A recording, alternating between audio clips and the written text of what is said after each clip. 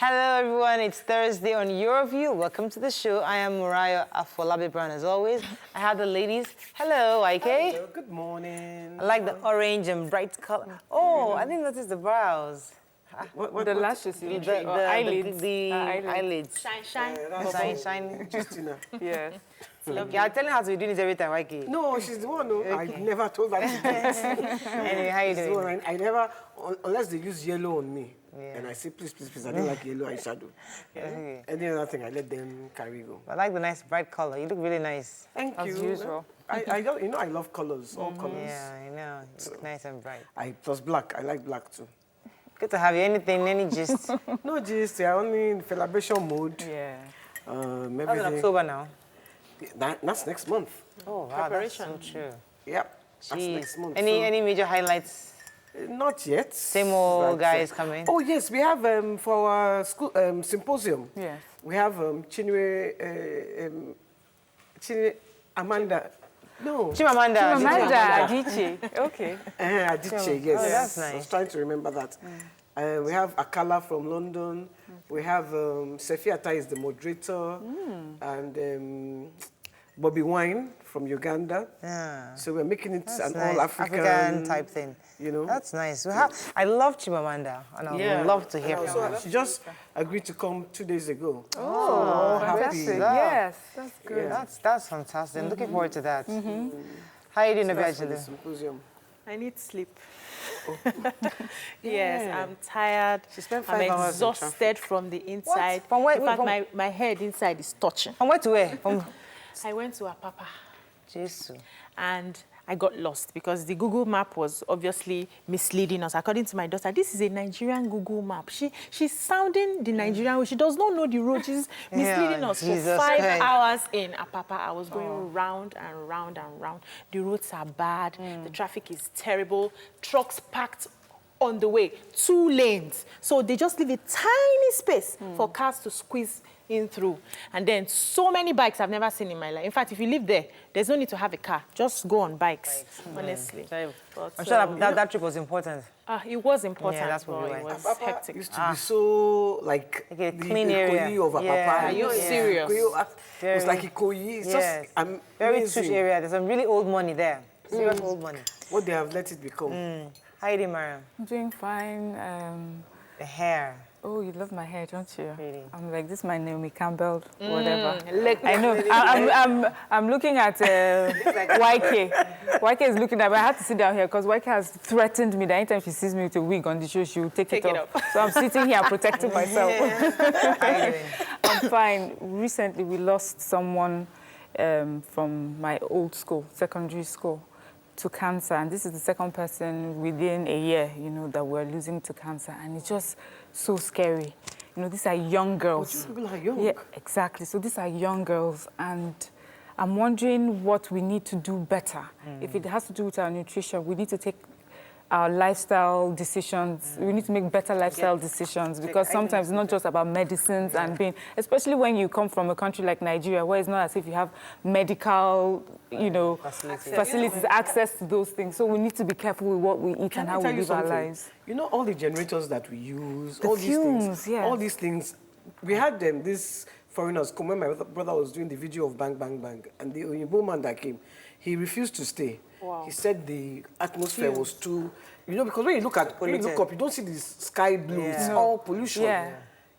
The cars so that used to are it. emitting. Yeah. We're so used to We it. breathe it in and we we're don't know out. that we are. Yes, when you breathing travel in out, cancer. you're like, oh, the sky is blue. Oh my Yes, God, you don't realize the sky is blue until you leave the country. Sky is Someone blue in my mentioned to me area. that not blue in my area. when you take pictures in Nigeria, it's different from when you take pictures abroad. It's that blurry thing. It's all the fumes, all the air I pollution. went shopping, school shopping yesterday, YK. How are prices? I wanted to buy a school bag. Did you get? 22,000 naira. Yes. School bag. Yes. And I wanted to buy for 3 children. I said, 66. YK, I said, you know what, I'm going to Lagos. I refused to buy. The one was like, no, it's very quality. Meaning, that quality, I'll find it in Lagos. After the show today, wash my makeup off, wear my jeans shirt, Wear your Lagos, dark shades. my shades and the face cap. I'm going to Lagos. I refuse to spend 62,000 naira. But I told you now. Because you didn't for school shop bag. early. No, it's not that. Those prices are constant. I know what she's talking about. They've Well, 3 consistently children. been like What that. of the Ajulu Those told me particular the school bags. fees of one child today. I just started thanking those. That you're done. So you have a I grandchild. almost gave them nylon Is it bags. me going to pay for my grandchild? I was there to give them nylon bags to take to school. But you know, nylon bags, it's plastic bag now. You carry the book because I cannot come and. But you know, But me- they're Nigerian-made bags. that you because can do. Nima I do says that that. sometimes. Yeah, but I we cannot need make to- decision now on Monday now. It's So late. planning, that's next now on time. you. Let's go on a break. Let's go on a break. When we come back, we're going to breeze through the front pages of the newspapers. Stay with us. We'll be right back.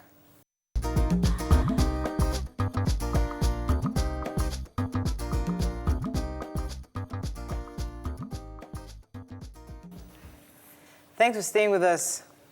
We're going to start with the Punch. Protests spread. 125 arrested. Police guard embassies and MTN. 1 killed as tanker explodes on Lagos-Ibadan Expressway. Flood submerges 600-hectare rice farms in Ondo. Lagos plans law on monthly sanitation restriction. Crown's not part of talks with Olubadan, says Balogun.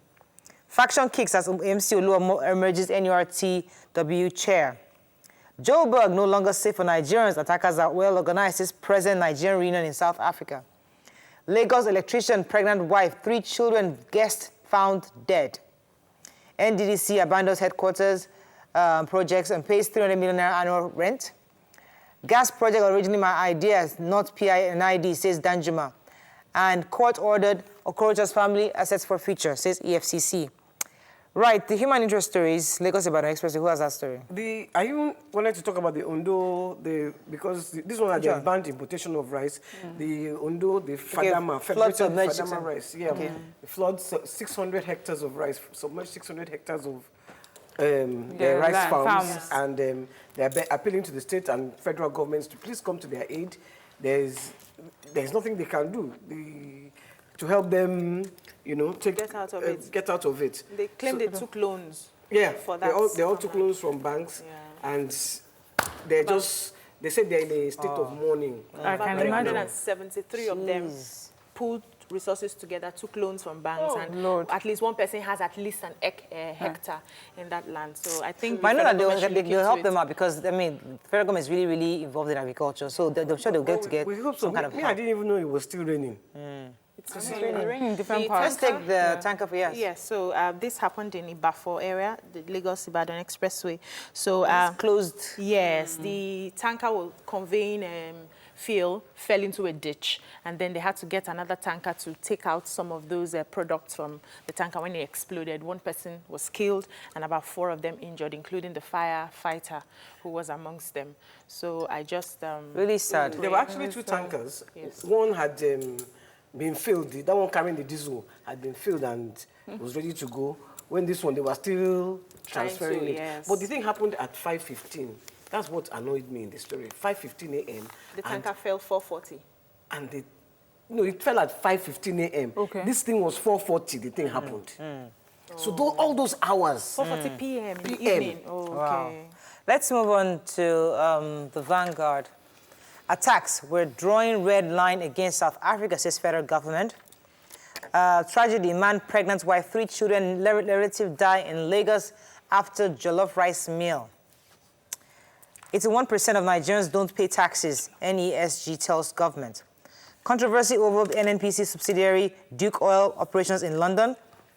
Southeast governors on offensive inaugurates joint committee. And banditry, angry protesters set ablaze SSG's house, APC secretariat in Castina. Okay, let's talk about this man that died with his children. Yeah, so this is a family here in Lagos State, and they were found. They had gone to bed, and the next day, the neighbors realized that they had not come out. So neighbors broke the door and found everybody. It's a 1-room apartment. Found everybody had passed on with foamy substance coming out of their mouth, and some of them had blood. So they're suspecting there might have been some form of food poisoning also. Yeah, but what some people in the story said was they don't think it's the jollof rice. They think it's maybe the sniper. Whoa. Okay. Because the woman normally shares food. So everybody else would have died. And if it had been that, the man came back 11:30 in the night. So if he had died, If it had been the jollof rice, he would have met his family dying. So we're still using those. And again, but you see, instead of having this kind of conversation, autopsy automatically tells you what happened. So let's not just wait for instead of the speculation. They've taken the pot of food for the autopsy. Let's take one more. So 81% of Nigerians don't pay taxes. Yes, I have the story. So the Nigerian Economic Summit group yesterday held a meeting, and they told about 36 governors that 81% of Nigerians do not pay tax, and they were trying to brainstorm and find a way that they can get more people to pay tax. So they are saying that there's one tax. They had about 354 of the tax regimes that they have, and most of those taxes don't make sense to people. There's one they call ozone layer tax. So when you mention all this kind of tax, what am I paying for ozone layer? But if there's a way they can narrow it down to 10, then people will understand why they need to pay tax and what they're paying for. You know, I read that story and I couldn't understand what the 353. You've now broken it down for me. Because, and it is so true. Because I know some of the tax they give us to pay. I'm like, isn't this, you know, you are paying hotel tax, food and chemical tax, parking tax, TV tax, radio tax. Come on. Yes. So if they can just... Yeah, so I think one of the things they were saying is that because a lot of Nigerians do not pay tax, there seems to be a heavy burden on those that pay tax. And also they have to... Okay, let's move on to Daily Sun. Federal government bars Nigerians from South Africa. Kogi Guba, one fair dead, many injured at PDP primary. More trouble for Okorocha, ex-governor, wife, others to forfeit assets. IPOB gives Southeast governors a condition for peace. Let's take the South Africa story. Okay, so the federal government is... the federal government has sort of may call, because I had a problem with that. There's no definitive, I cannot say for sure, but may call back the ambassador to South Africa, and it says that once the envoy gets there, you know, the special envoy that was sent yesterday, they'll come back with the ambassador. And also Nigeria has taken other steps. They decided not to be part of the economic summit happening in South Africa as well. It also mentions our celebrities that have decided not to participate in festivities happening in South Africa. Also, talking about Nigerians who have also been attacked, you know, protecting South African businesses here in Nigeria. So Nigerians that are protesting have gone to some of these places, like the MTN offices, and have hijacked some of these places. But the government is saying that they are protecting it, does not want reprisal attacks. But so some of the celebrities are Kunle Afolayan, the tour in South Africa, Tiwa Savage, and Basketball. And also the government has also partnered with Air Peace to airlift our citizens who are willing to leave on Friday, 6th of September. So if you're in South Africa and you feel that you're not safe and you feel threatened, say on Friday, you can actually plan to come home. Air Peace is available to you for that. It's free of charge. That have businesses. It's a temporary, I'm sure it's a temporary exit until things die down, probably. But at least for their safety, it would be advisable for them to come home for now. Those that are interested. Those that are interested. IPOB? Yeah, go ahead. Yeah, so IPOB has written a letter to Southeast governors saying that they have to, because that they, you know, the Southeast governors came out to say that they were not a part of the Python dance that was done in the East, whereby a lot of their men, the Igbos, were killed. That's the federal government having that Python dance with the army. Operation Python. Yes, so Operation Python dance. So they are saying that they want the governors to write to the House of Assembly, telling the House of Assembly to deproscribe them as a terrorist group. That's National Assembly. National Assembly, right. Yes. Deproscribe them as a terrorist group and give them a chance. So you don't just tell us that you were not a part of it, but we need to see you move towards so that's the conditions direction. they're giving to their governors. All right, let's move on very quickly to the nation. Nigeria draws a red line with South Africa over killings. We talked about that already. $9.6 billion judgment reports exposes PNID and Danjuma's links. Family of 72 dies in Lagos. Policemen, soldiers behind banditry, and how Ibadan Obas bowed to Olubadan. Law on Lagos monthly cleanup coming. That's the monthly sanitation. Yes. I think they're going to start that again because I think former Governor Ambodi has stopped it. The 9.6. It was actually the court that stopped it. It was the court. Oh, okay, the courts. All right. The $9.6 billion judgment is something I'd like us to read. It's an interesting article because, and I'll study it more and I'll probably share it with our viewers very soon. But we have to run up, unfortunately. There's a story you wanted to take? Yes. Policemen, bandits, repented bandits had a meeting with the governor of Katsina State, and they were saying that some of the reasons why this thing the banditry is rife is because the security operatives are also extorting people. So they extort them for money and for their cattle. And that also, when all the blame is put on cattle rearers, they should also look at the farmers who are farming along cattle routes. So we should look at both sides. So security operatives need to be, please stop extorting these people of their money and their cattle. Okay, we're going to go on a break now. When we come back, we'll discuss a whole lineup of topics. Stay with us, we'll be right back.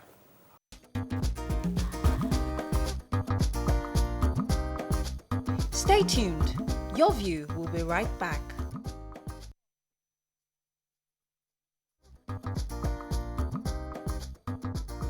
Welcome back to Your View.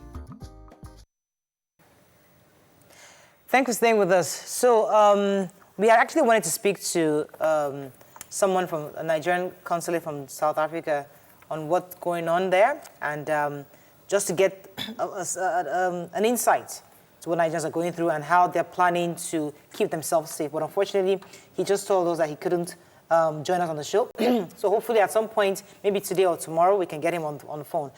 But before we go into our hot topic of the day, I'd like to get your views on the fact that new reports are coming out saying that Nigerians actually, some of them are drug dealers, according to the reports that we're hearing. Some of them have not been obeying the laws of the land, and they are actually causing more harm than good in their host communities. And this is probably some of the things that triggered the responses of South Africans. Do you agree with that? And do you think that's enough reason for the kind of violence meted against them? I don't think it's enough reason. But I want to say to every single Nigerian here that as you step out of your country, you are an ambassador of your country. Yeah. So the way you carry yourself is the way they will look at your country. Not you, but your country. Because once you step out, you're an ambassador. I remember going to South Africa some years ago, 8 years ago, and I was in this taxi. And the guy said, "Oh, where are you from?" And I said, "Nigerian." And he said, "All of you, it's only drugs you do here." And when I went to change money with my Nigerian passport, they didn't want to change money for me. So there was this aura of Nigerians are bad people. Now, I have friends in South Africa who are working well. They are good. Law-abiding. So if you are doing bad, it is rubbing off on the good people. Now, I do not think, having said that, I still do not think it's enough reason for them to attack, do the legal thing. Yeah. But you see, Africans, it's not just South Africa. We Africans, we are like that. We keep on spoiling our own people. We have to live with unity, this unity. I remember when Nigeria did it to Ghana, Ghana must go. I was talking about it earlier. But we didn't kill them, though.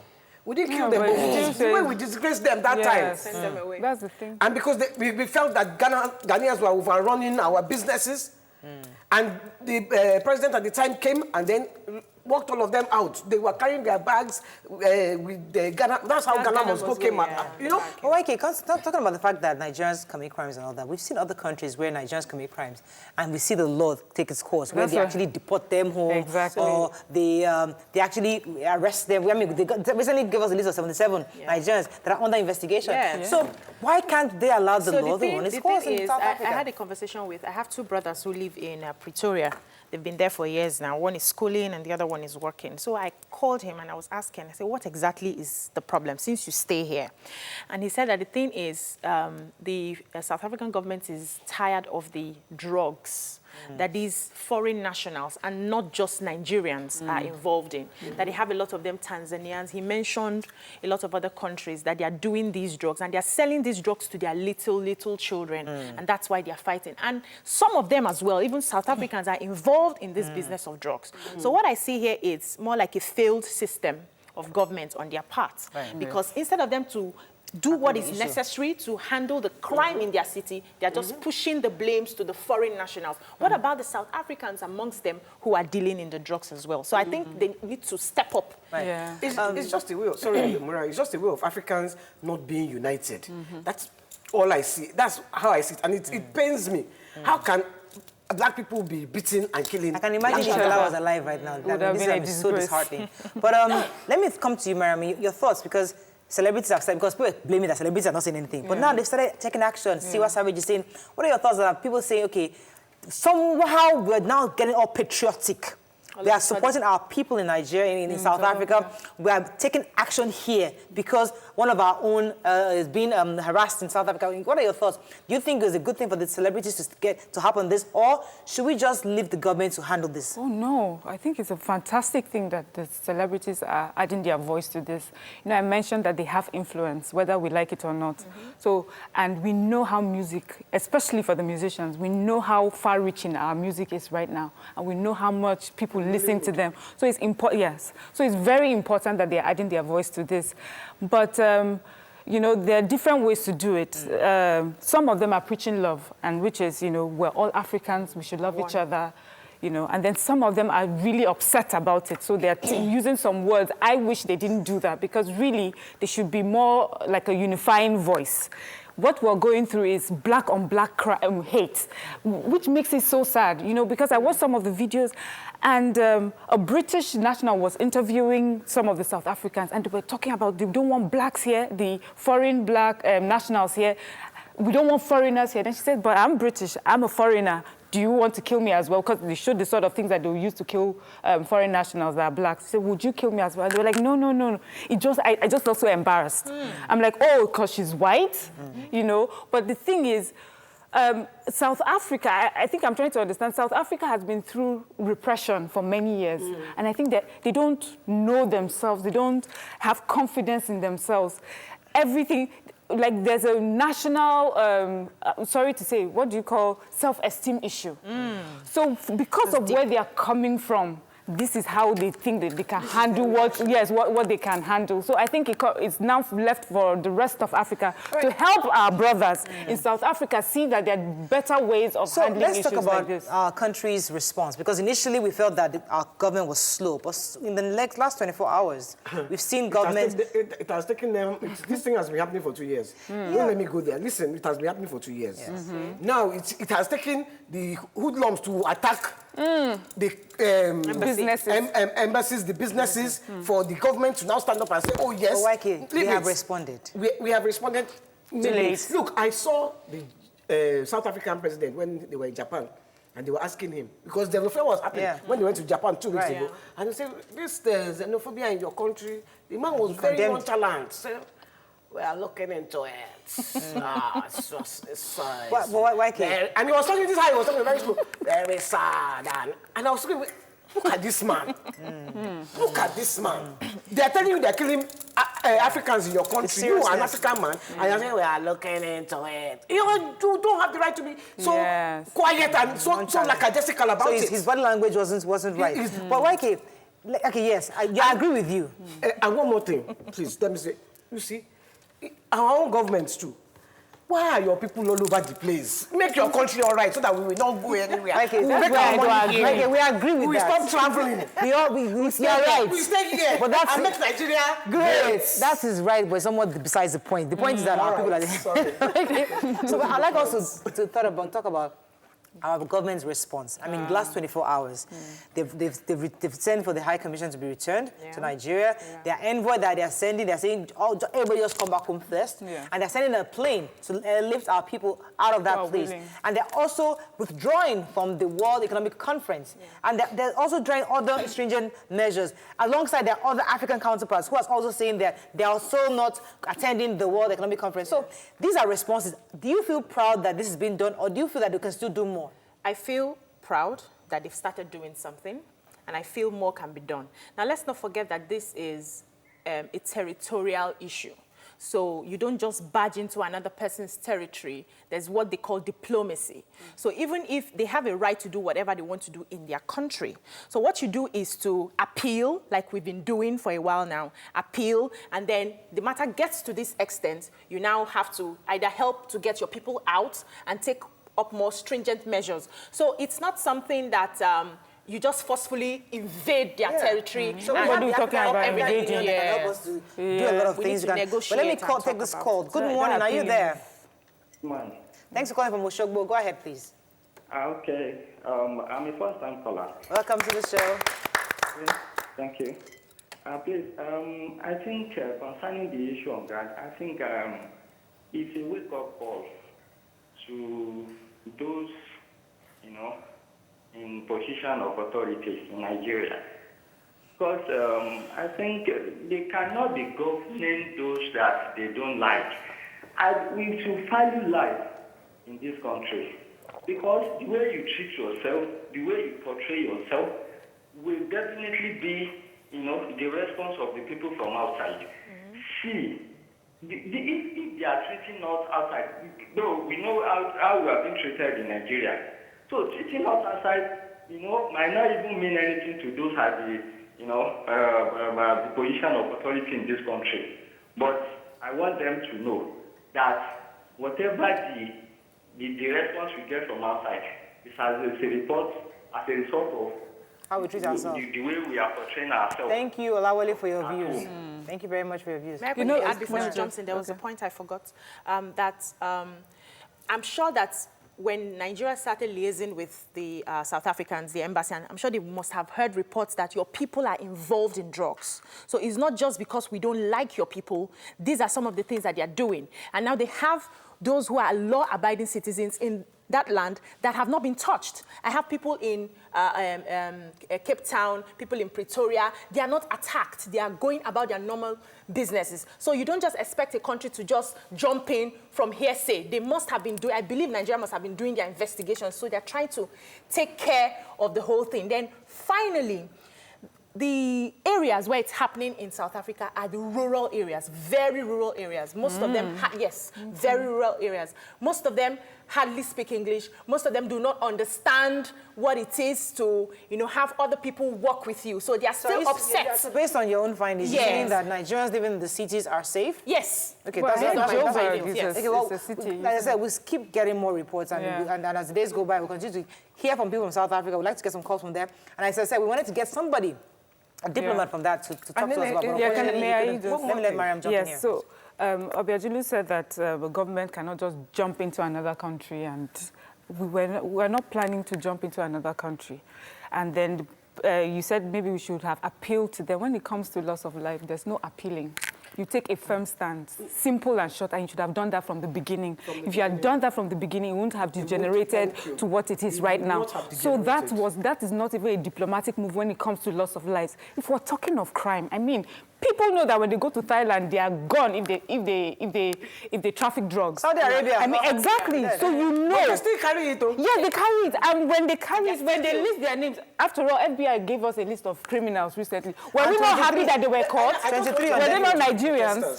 There are easier ways to protest than going to go and yourself come and become hoodlums and cutting away goods.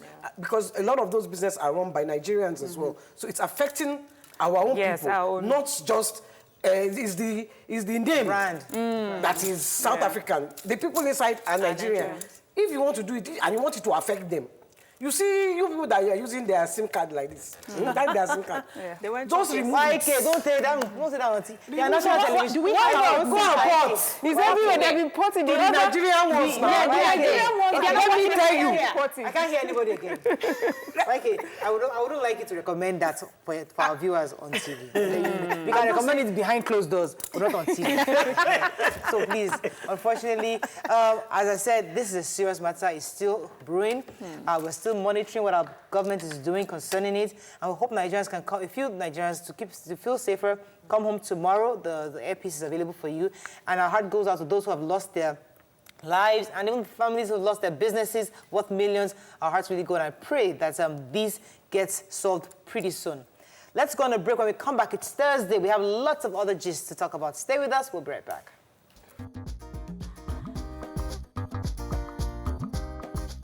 Stay tuned. Your View will be right back.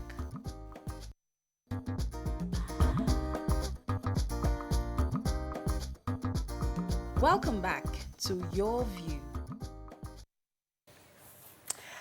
Thanks for staying with us. So this story caught our attention on social media. A neighbor just denied her husband's sister access to the house because she didn't call her before coming, claiming it's her home, and the other claiming it's her brother's house. Who's right and who's wrong? What do you think about this? You can join the conversation 070-806-6814. You can also tweet to us at TVC Connect. Please hashtag YourViewTVC so we can read your tweets. In other words, is it okay for your sister-in-law to just jump in the house or come over unannounced? That's pretty much what we're talking about today. Have you guys had that issue before, YK? You know what? Sister-in-law. In-law to just come into the house unannounced. That your smile. Yes, it seems like there's The drama. smile. I mean, because it's her brother's house. Yes. And it's your house. So I wouldn't say anything. Right. That's the truth. If my sister-in-law came in unannounced, unless we are at war Already. we have hatred for ourselves. And then I will show myself. black on black crime, YK. Oh, no. This is not black on black crime. There's no crime now. This is woman Family, I'm telling you.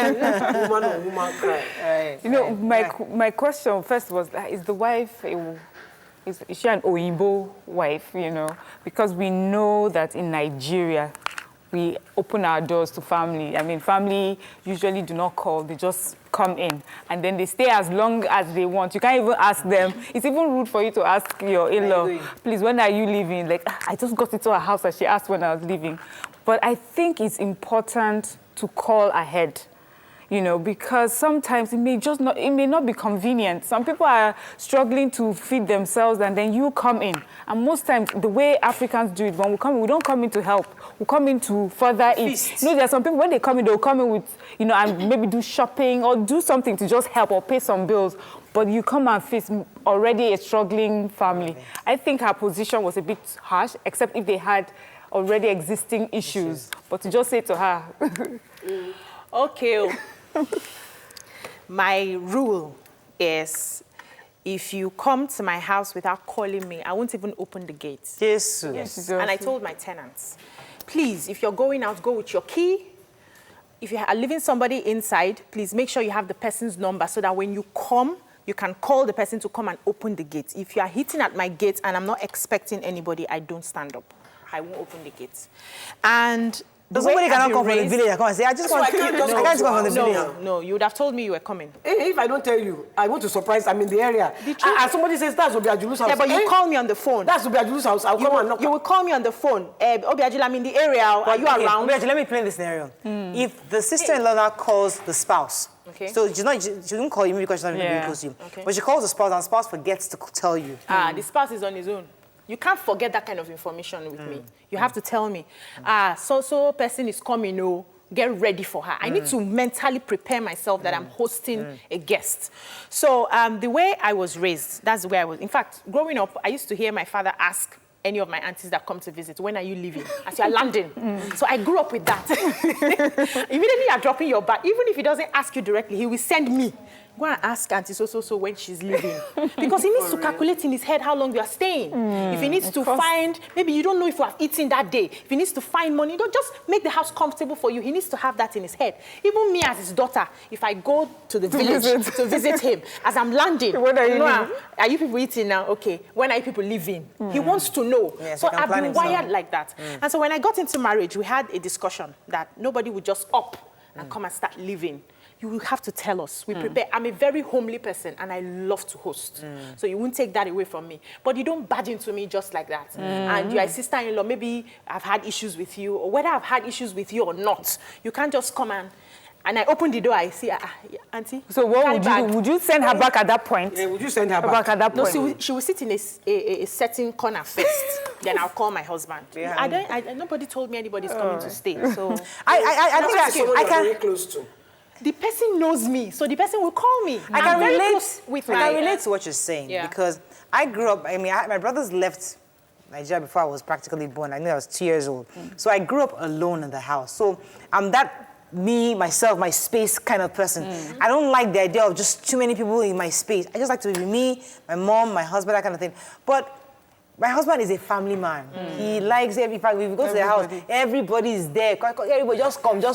So it took a while for me to adjust the fact that, okay, there are people here. Okay, I have to make sure there's food in the house. And for me, it's a lot. So initially it was hard for me to understand somebody just showing up at my door. Oh, okay. Your bag. I get upset, like, okay, why didn't anybody tell me? Even my grandma just came back on Tuesday. I didn't know until that morning. Whoa. Like that morning that we come to go pick her up that day, like, oh, Mama is coming. I'm like, oh, really? So now I'm already aware of the kind of family I have. So it doesn't bother me anymore. In the beginning, it used to bother me. Like, why would you just come to my house? Unannounced. Unannounced. But now, it's not a big deal. I mean, I'm kind of used to it already. I think let's, you know, the African way. The African way is you barge in, you stay, you are in your in-laws. The Oyibo way is totally different. So how do we find the common ground? Why kick? The Oyibo way, you will not even, they won't even let you in. It's at the door. You go back. Really? Why kick? That's the Oyibo way. But African way is not like that. So we have to now find a middle ground. Because Morales was explaining the Oyibo way. I mean, because, as I said, I give you my background. Yeah. I grew up alone in my house. Exactly. Me and myself. That's what I'm saying. That's what I'm saying. It's not Oyibo, it's just my own surroundings, environment. Isn't that why? People that will do that. Yeah. African people are more, come, the more the merrier. Even if you are dying inside. Yeah. Even if you are dying, you will still be inviting more. Like me, I can invite the whole world and his brother into my house. Let me take this call. Now come to you. Right. Good morning. Are you there? Yeah. Thanks for calling. Go ahead, please. Yeah. Good morning, ladies. Good morning. Good morning. Yeah. Well, I think what for me, as Obi Ajulo have said, nobody will just knock on my door. Okay, it's in the UK. And, you know, sometimes we have privacy. It's respect and then insult to just, oh, I'm passing by your house, you don't know what that person is passing through that moment.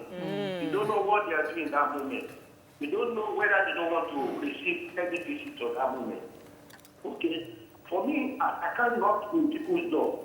If I'm in your area, I will phone. Are you there? If you are not in, but not just to knock on your door, that, oh, I'm in your area, I just want to hear you. I don't do that. I mean, even the family, if you are going to someone, phone them. That's why we have phone. Yes. I'll be coming next week. I'll be coming tomorrow. If you are available, let me know. You don't know what they are. For me, entirely, it's wrong. Okay. It's all wrong. Right. Point taken. Thank you very much, There are yes, some people that will come, that we will invite them. If armed robber comes to your door like this, Say that. open the door. Please come reject that in Jesus' name. Amen. You will not say, you're not welcome. You're not welcome. You didn't tell me you're coming. You didn't tell me you're coming. You are sorry, sir. Enter, So, you know, this thing also got me thinking, because we're talking about a brother and a sister now. So she came to her brother's house. And now look at my children. My children are very close. I mean, they're just the two of them. They play together. They spend their whole time together. So I can imagine her going to her brother's house unannounced. I mean, this is her bro. And then who are you that he came from? So it's important that you have a good and cordial relationship. It's important to be polite about it. I'm coming over. But when she shows up at the door, I don't get when she already shows up at your door and you say, I'm sorry, you can't come in. And also we forget that it's not only monetary inconveniences. There are things that we also gain when people come and stay with us. I have my brother staying with me. And so many times, you know, he's just helped. Sometimes you don't have a nanny. You are more comfortable knowing that you have your family at home with the children. Sometimes errands need to be run, and they do that for you. So sometimes we should not only concentrate on how much it will inconvenience us. Thank you very much for taking us there, because you see, this conversation is important because there are small things that affect people's marriages. Something as small as this. Yes, some people make it bigger than life. There's a major issue. I remember when my mother-in-law just came to my house. In the early days, when she just started, she walked into my room at maybe 3 a.m. 3 a.m. just come and look for charger. I mean, no knock, nothing, just walk right in. I'm naming myself, my husband is still, you know, just completing the hair. I was just like, oh my God, that was close. She could have just like, but I think my husband had to tell her, Auntie, Mommy, you can't just walk in, you know? So there are those kind of situations where you have to just adjust. Don't make it an issue. It's a conversation you have with your spouse. Please do, this cannot happen. Your parents, your family cannot be entering our house just because they want to. Okay, so I think because we're not used to, we're not raised with so much boundaries.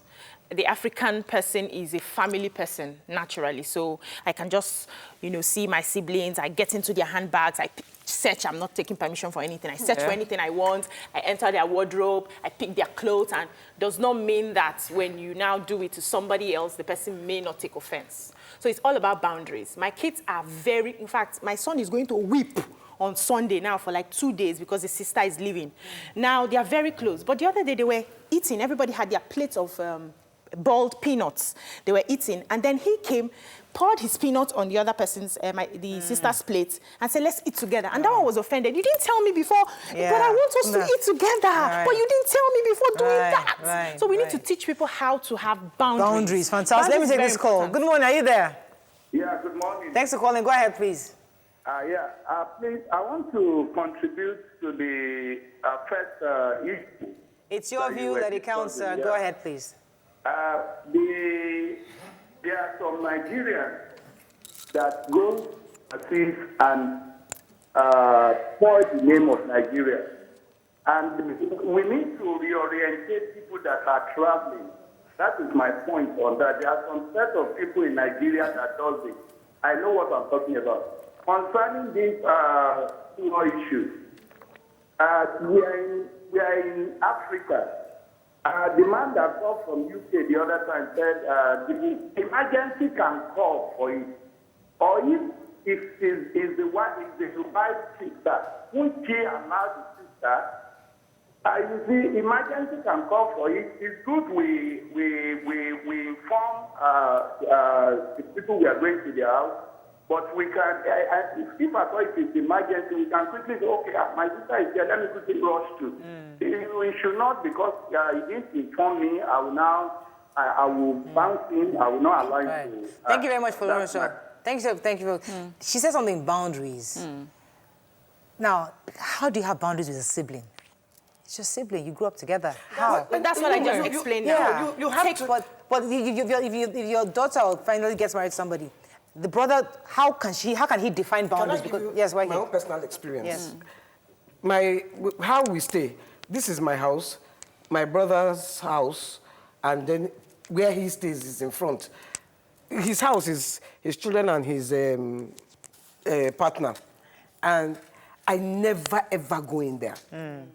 I never, not because I can't go in, not because she will stop me, but because I respect that it's her space. Thank you. And if I keep on going in there, they will say, see you. So I never, you can't even meet my leg. If you meet my leg, you cut it. Unless she knows I'm coming maybe to see the baby. I will not. I will go to my brother's house, where my brother stays by himself. I will go, I can walk in anytime. But even him, I might say, I'm coming up. We are doing business today. That's a courtesy. Yeah. But I feel... And that's what this conversation is about. Letting Nigerians know the importance of courtesy.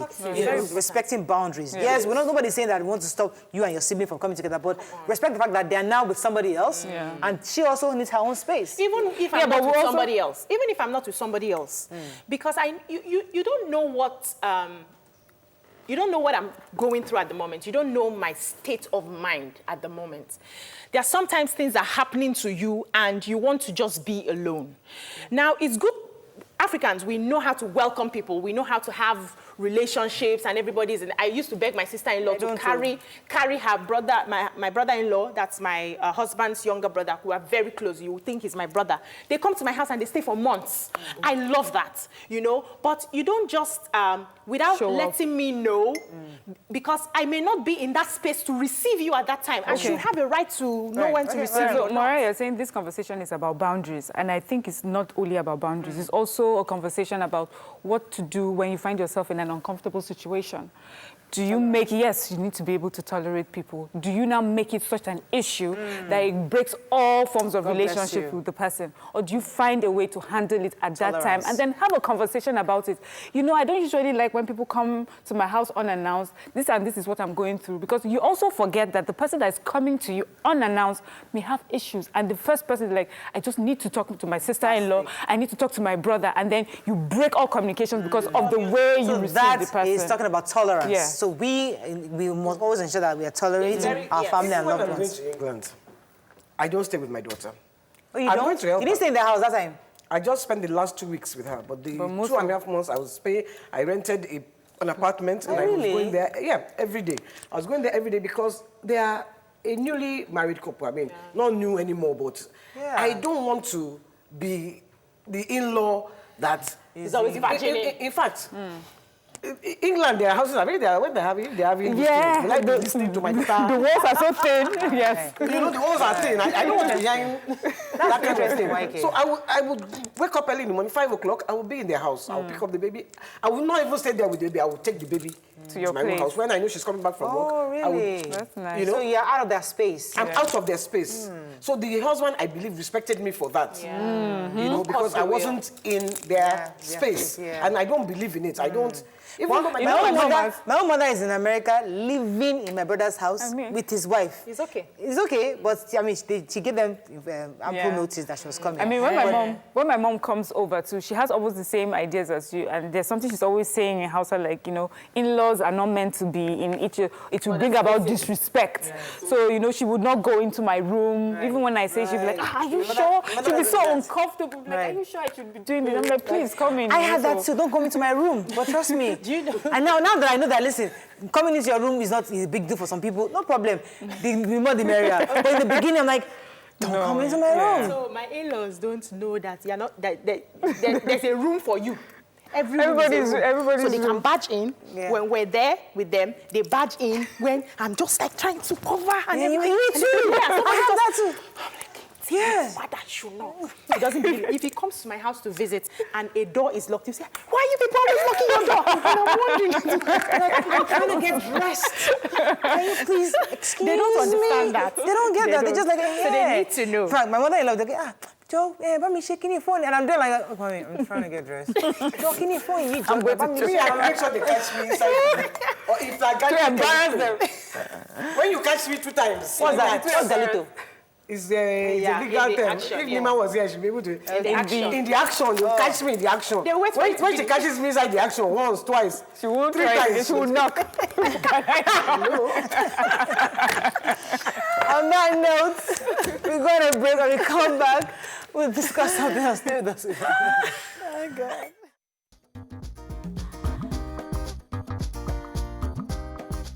Stay tuned. Your View will be right back.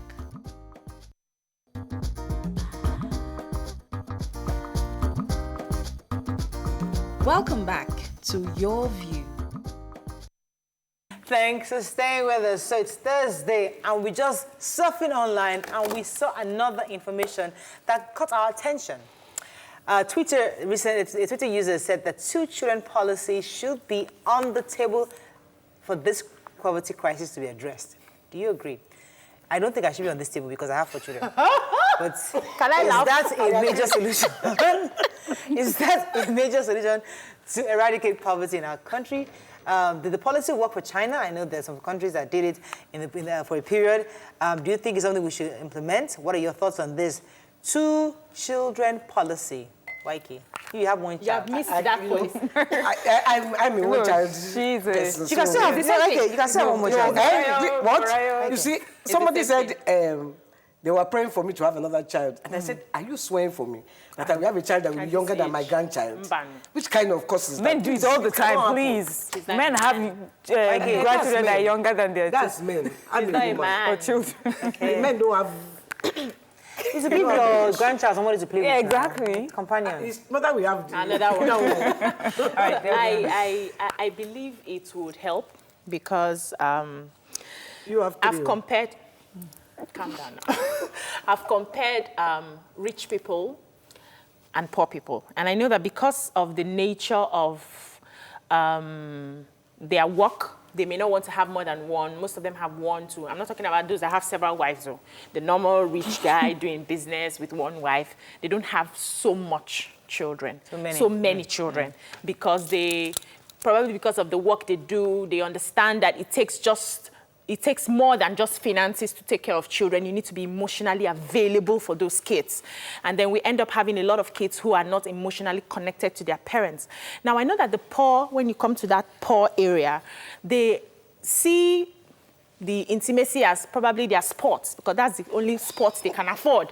And so you have there was one in my area that had 9 children. She was putting to bed every year, and they could barely feed. So if you're putting up such a policy, may help to curb poverty in that regard. And I know that China did it.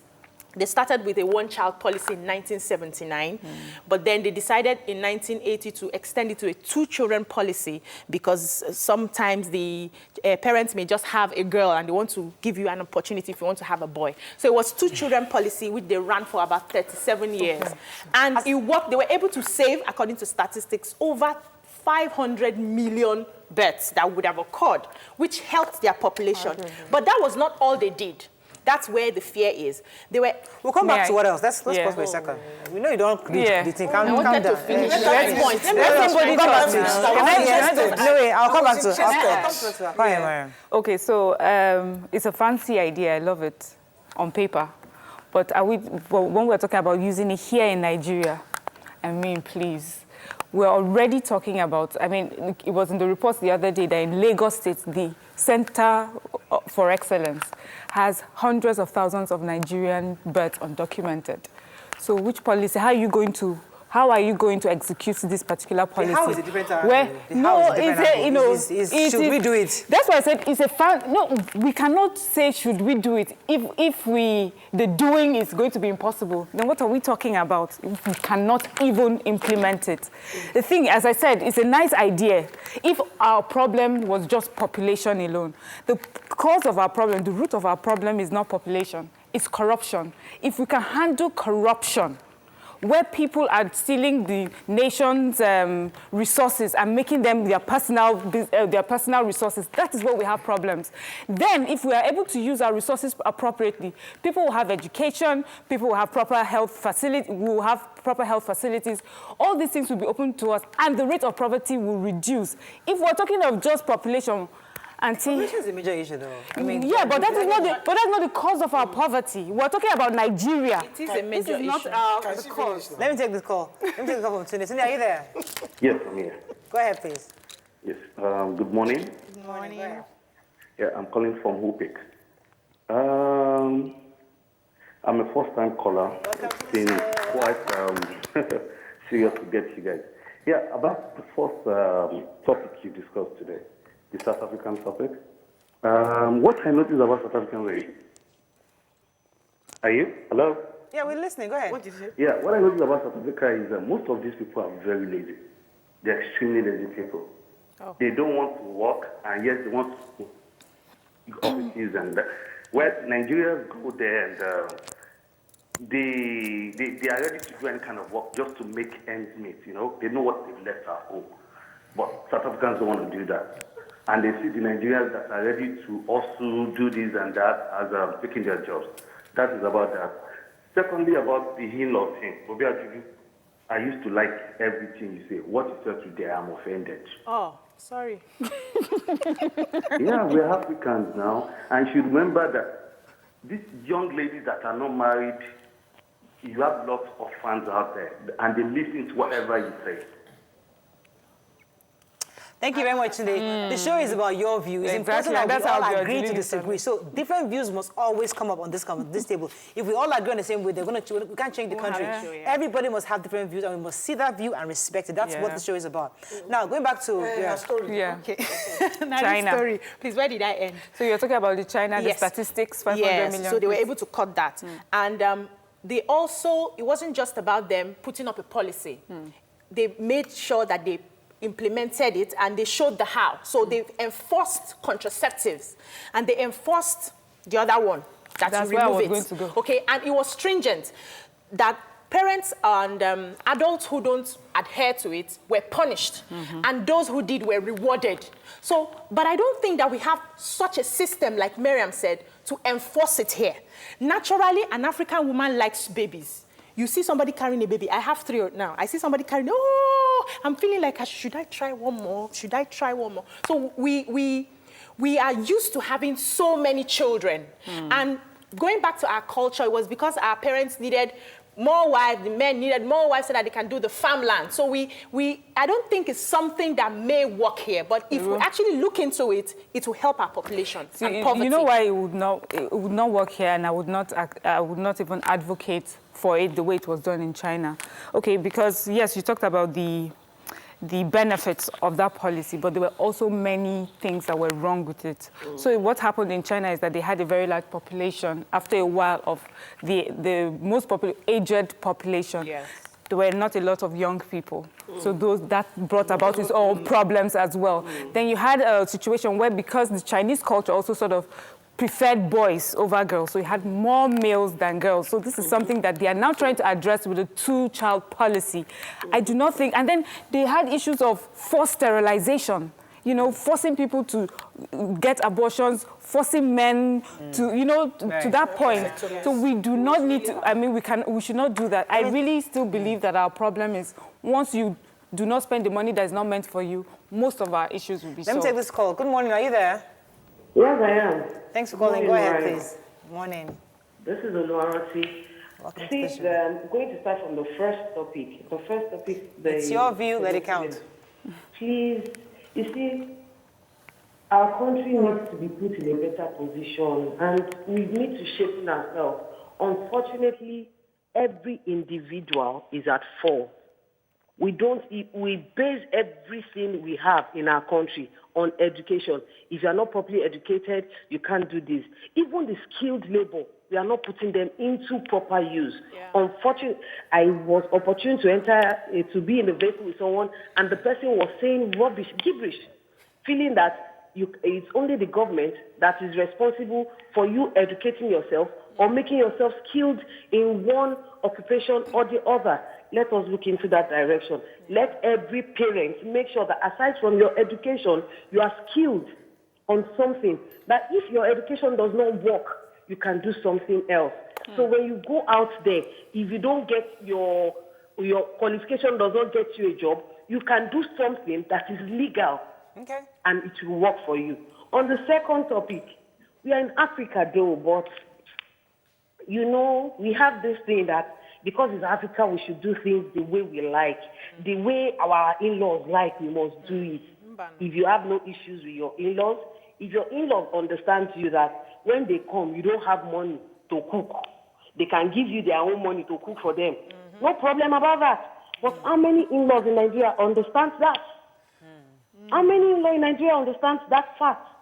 If you don't have money, it's better you don't allow them in so that your topic does not become family topic when you go for your family gathering the next time you are going. I'm a Yoruba lady married to an Igbo man.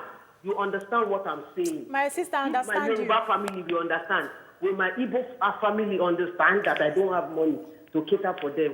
On the third topic, this children matter. Hey, it's hard though. Fine, I am an only child. And I'm a mother of 3 now. Can you now tell me, when everybody is like, you are the only child, you need to give birth to a dozen. No, I know fully well that school fees will ring a bell to my ears on how many children I'm supposed to have. When my little child, my child of 2, is going to a school, that is what I can afford, 45,000 naira, just for one term. How do you keep up? Thank you very much. That was very, very... Yeah, you know, she said something that just brought something to mind. I said, if we do this, what will happen to all the miracle services in churches? That's I mean, you know, they call for multiple births and things like that. We should really put things... Perspective.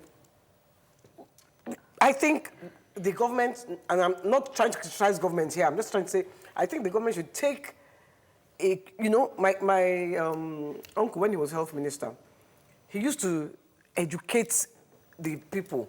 They don't have children Family planning. Family planning. That was it. Family planning. He made sure he was doing family planning. Okay. And it helped. Well, hopefully. Yeah, it did. Because a lot of these people don't know about family planning. And it's actually them that it affects. They don't have access to it. Preach family planning a lot. It's just that a lot of men, they just don't listen. A lot of men, they don't care. It's not their sport. See, listen, you are poor. You come home, there is no lights. You don't have TV because there's no lights. Then heat is firing you. You want to entertain yourself. And then you just see...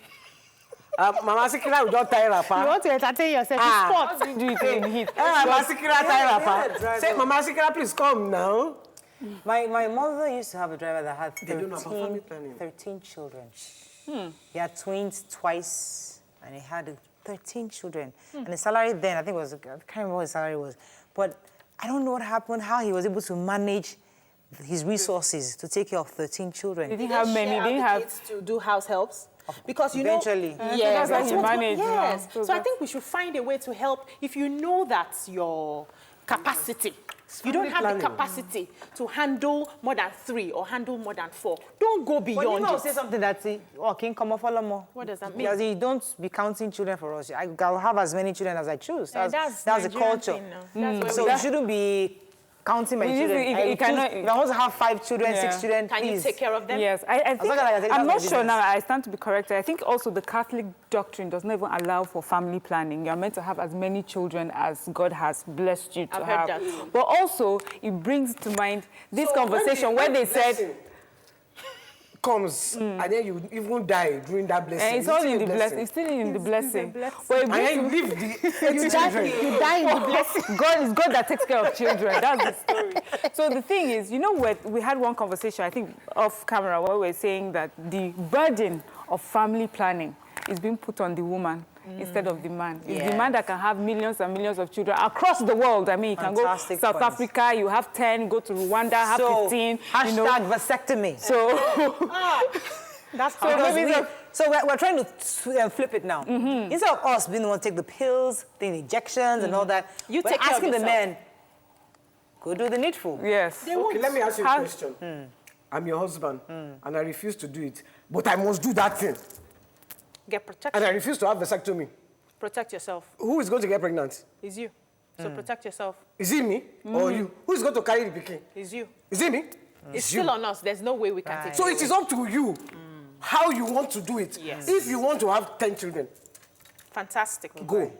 If you want to have 1, you know what to do. So should you keep Yeah, that? women Should you who keep that already- secret from your spouse? If you don't want to, if your spouse is insisting, I want to have 6 children, and you say I only want to have 2, what would you do, Ike? You're my mother now. That's a different I'm asking conversation. you. I'm not asking you. I'm not now. I'm asking you. I want 2 children, and my husband says he wants 6, and I understand our resources cannot handle it. Yeah. What do I do, mommy? If I were you, No, if you're my What will you tell her to do? I would say don't have them. How? What would I teach her? I start taking contraceptives or start whatever Without it telling is. my husband. Without telling her You husband. have to. You can tell him if you want, and he says will no. be angry. He says no. He says no, it's his body. No, there are some men that you can't tell, I want to do it this He has way. paid for that. He has paid for your dowry. And you stay in that house. Yes, there are men that Okay. insist. Okay, let's be happy. Okay, let's. Why am I not getting pregnant? I don't know. Oh no! Then there's no second wife on your head. Which kind of second wife? So I give birth to the rest When of I the be giving him finish, you won't have time to go and meet any second wife. I think, you see, you make Are you sure it's not you? Are you sure it's not you? That's why I'm not able to that get means pregnant. you will keep it a secret, right? No, I've told you. He said he didn't agree. Okay. I will be deceitful. Yes, I will. You I not agree. keep it a secret. I am a deceitful person. Shut You will up. not keep it a What do you want me to do? Fine, thank you. I've landed my point. And I think women who are smart, who know what they want, can go in that direction. Thank you. Don't advise people wrongly. They Okay, let them have 15 children now. Husband, come Let and them hold have you. 15 children that they Okay, I cannot have take care heard. of. It's your body. The ones that are married and have the children buy to you. So for the young ladies, they have this conversation before you get married. Yes. Let us, I saw one video where the girl has a list of the things she wants and does not want. Proper deep things. And she asks you, tick the ones that you agree with and the ones.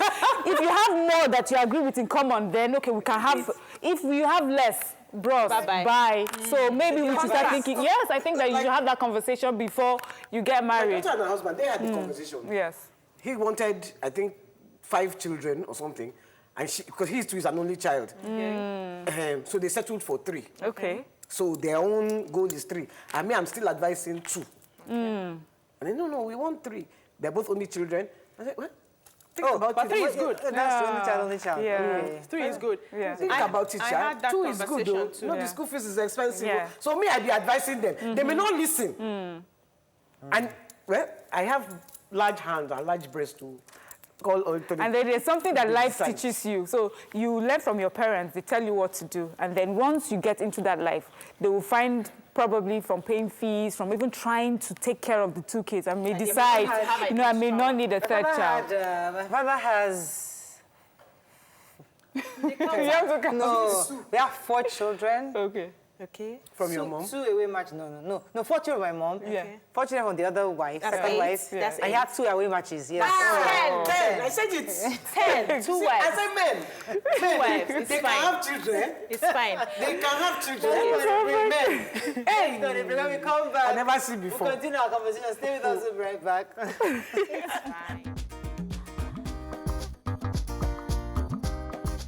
Stay tuned. Your View will be right back.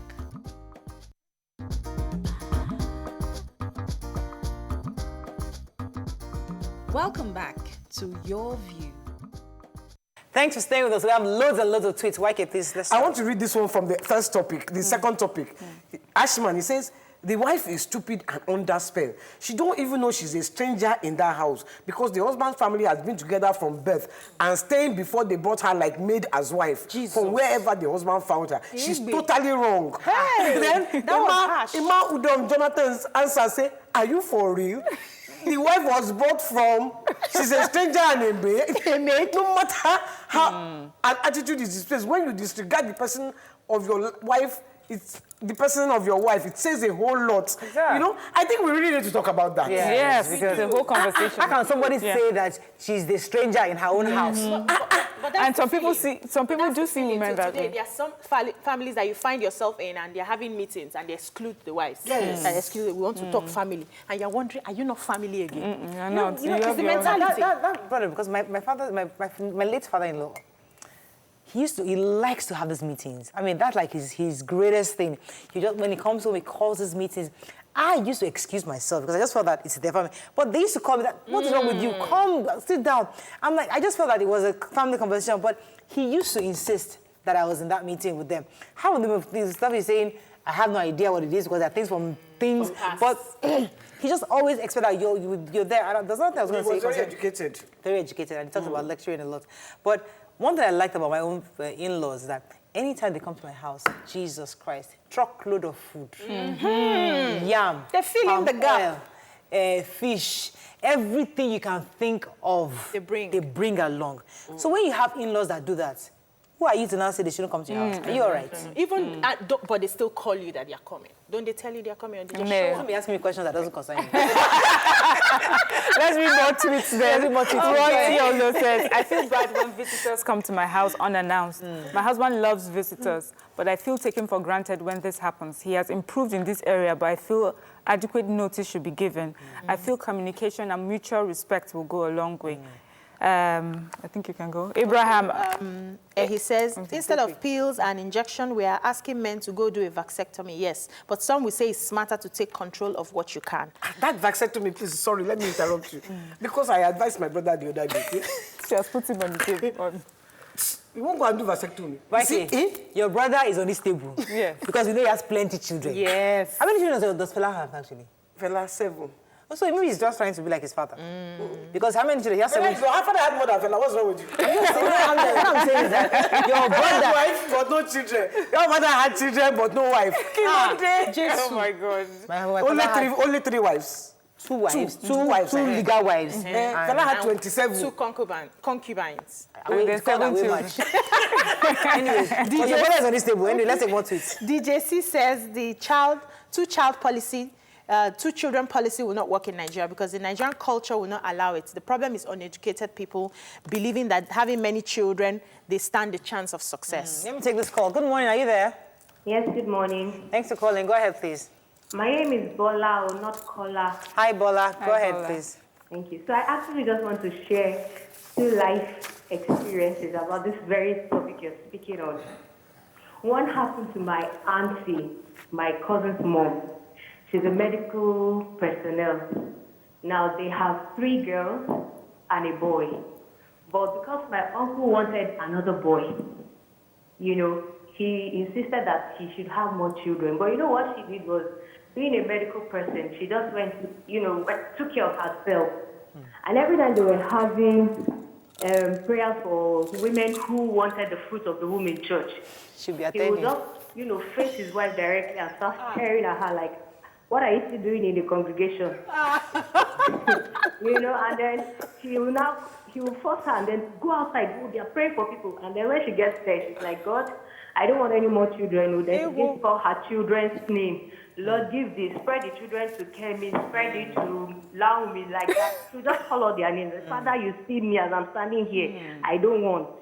Wow, interesting. So she was a doctor. So she's a doctor. She took care of herself. What does that mean? She did the right thing. Yeah. She did the right thing for herself. The second one is my pastor and his wife. Okay. They have 2 boys. Okay. But the pastor wants a girl. Okay. And they've been on, every time the woman conceives, she has high blood pressure. Such that by the time she's in her first trimester, till the end, she will be on bed rest. Her BP just shoots up. In fact, the last one, eventually the pregnancy either comes out as a stillborn or a miscarriage and even threatens her own life. This last one was so bad that she almost died. Immediately she got up from her recovery bed, she just went straight to the doctor and did her own family planning secretly. So right now they are praying, whenever they are having prayers, the pastor is still praying. Lord, you can do all things. He's still praying for... When the woman has already done her own thing. Thank you very much, Bola, for that. So this secret contraceptive, is it advisable? Should we be hiding? I mean, don't you hide money? I mean, if it comes to the point where your life is at stake, you should. Because it reminds me, at the weekend, Tokwe and I went for... She was called to talk at a particular event. And a man, it was for feminism, and a man stood up in the congregation and he was saying that he would like to advise women to love each other and love themselves. That women tend to give up everything to their lives for a man, and he doesn't get it. He said he just lost a colleague to, while she was having a baby, she died, and the baby died as well. And this is someone that had history. Medically, she's been told, do not try to have a baby. It will cost you your life. But the husband insisted on having a baby, and she was willing to lay down her life so that that husband, which she did, so that the baby didn't survive either. So that's the thing. So he said, women, we should learn. So in answer to your question, Auntie, if it involves your life, you may have to take some very stringent actions. Don't you hide money? Why are you asking questions? Yes, you can hide money. So if this one comes down to your life, it's good for you to hide it. Do what you need to do quietly and be going for prayers with him. Simple. Well, now me go shout pass. I will die in the pulpit. Father. Why? Me? I have prayed. Why? Please, let me take this Kawaki. You. Hello, are you there? Thanks for calling. Hello. Good morning, sir. Good morning. Good morning. Chief My name is Oduto. Oduto. I'm calling from Abuja. Thanks for calling. Go ahead, please. Good morning, sir. Is that our own trip for Dunto? Yes, sir. Good morning, sir. Oh, my God. Now, first on the issue of in-laws, I think is when you marry a man, be careful that you have a good in-law. If you have a bad in-law, then you are in trouble. Even with a good spouse, either wife or husband, the in-law is the most important thing.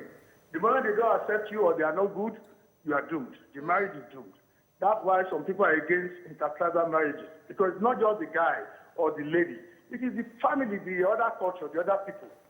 That one. Then on the issue of 2 children policy, that's even you see that my sister, Amolu Fernanda, is sitting down there. See the way she looks shame, white. When you produce too many children, you even get old. Gone are the days when we have many children, all because they will come back and work at the farm, or they'll come back and help us, or they'll give us money, we'll be more successful. Forget it, oh. If you have few, you can take care of them, give them the best. Yes. And I tell you, anything less than that, forget it.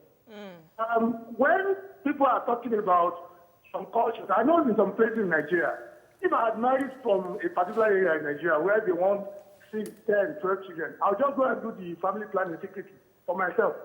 So the issue of men doing it, there's no big deal in that. Oh, so you think men should do the vasectomy? Do you agree? Too many children, Chief Oduto. too many responsibilities. Chief Oduto, many people, many men actually choose not to do the vasectomy. Would you advise men to do that procedure as a form of contraceptive? I would advise men to do any procedure as long as that procedure will not stop them from enjoying sex. Thank you. I don't want to do it for 2 reasons. One, some people have fear of the unknown. If the woman leaves them and they choose to go and marry one young lady, they fear that that one will not be able to bear children for them. So some women, they leave you and they go with the children. Some people have that fear of the unknown. Thank you. All right, thank you very much. Yeah, I want to read. Every man, they always know that if anything happens, I can always marry somebody else and have children. But if he has had already 3 children from the first marriage, does he need to go to the second marriage? If he's not even a rich man, the wife would want to have children. The new wife would. No, you have a conversation. No, my husband had that conversation with me. I already have 3 children, madam. I'm not going to be having many kids. His own was even 1 at first. In fact, we both agreed 1. But when we had our son, we thought he needed a companion. But, you know, he will tell you, see, I already been married. I have 3 children. I'm not going to be having 15 children because I'm marrying somebody. That's another thing. I think we need to do it on this, on our Tuesday, this thing, vasectomy. We need to, so that men, we understand what vasectomy is. We've done it before. We've done vasectomy. Yeah. Well, so they know that the thing will still work. So they that's their fear. Yeah, that once they do it. That the thing, and you know you can work. And you know you can't blame them if they think like that. So let us, if we have done it before. Them more. Yes, tweet. So you can still do it again. Okay. Grantal says it is rude word to preach for peace in the country and claim ownership of homes where both parties should enjoy seamlessly. The woman can be divorced tomorrow. The sister can't. They were each other's pillar before he met you. Why not solidify what you met? You know, when you first read that tweet, we thought it was weird. But obviously, there's a Nigerian mentality that think that the woman is not so the wife is not so important in the family setting. Galas says about that. Yes. She's not coming in. They will say it's the wife that's trying to break up the family. Yeah. The man was nice to his family before she came in. But she's trying to build her own home. Yes, so shouldn't the sister give them that space? Yes. Yes. But I think we need to do it properly. You know what you want. There's a way. I mean, women, we have to be very sincere. We are manipulative people. We can be. We can be manipulative. In fact, all women are. Naturally. Speak for yourself. I'm not. Naturally. For you. That's how you have been created and wired. Naturally. She said she's not manipulative. She's the most They are the most, yes. Thank you. Do you understand? So you know how to manipulate your husband so that he will tell his sister or his... Let her know. Let her know. My own husband cannot be manipulated. Trust me. No, you've not found the key. Yeah, no, you haven't found his... I've not found the key. Thank you, the key. Okay, you find the key. Okay, so... There's a key. Finally, every man has a key. Yes, every man has a key. Why key? What's happening this morning? Okay, which key? You see yourself. Everyone. You see yourself. Okay. One last tweet. Okay. Yeah. Gala says population is not a problem of Nigeria. It is an advantage because if Nigeria creates jobs, imagine how much tax they can make. Germany does not have anything but created a lot of jobs and collect a lot of tax from workers. I pay 25% of my salary every month. I think it's in Germany. Okay, on that note, I think we can round off. Thank you very much, ladies. Waike, it seems like you have one tweet to share. I still have a few seconds. Okay. Research, have you read this, Ibrahim Akomolafe? Research shows that one of the sources of joy to the poor is multiple children. If you take that away, waiting remain. Unlike the rich that have other sources of joy. That's true. Cars, money, vacation. The poor only have the kids to keep them happy. Children are a blessing. So definitely, let's not, as Nima would say, Emma, come on. That's how my brother feels. Because, you know, I have one child. And don't bring family to this conversation. My brother loves his children. All his children are around him. He plays with them. He plays with them. He loves them. They love him. He needs to have one wife. He needs to have one wife. Why? He has one now. Plenty. Love all of them now. Can't you love all of them? One wife. He needs to love one wife. Hey, he has a partner now. Yeah. Okay. All right. Let's not wash our dirty linens in the outside. That's all we can take on the show today. We'll see you tomorrow. Have a lovely day. Bye-bye. Bye.